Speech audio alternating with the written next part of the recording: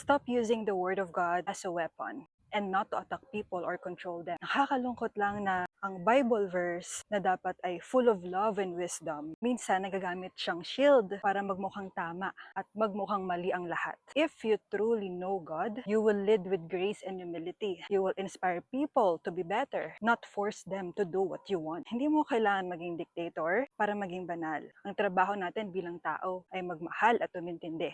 Pero ang pag-judge, iwan natin yan kay Lord dahil siya lang ang nakakaalam ng puso ng bawat isa sa atin. Spread light, not judgment.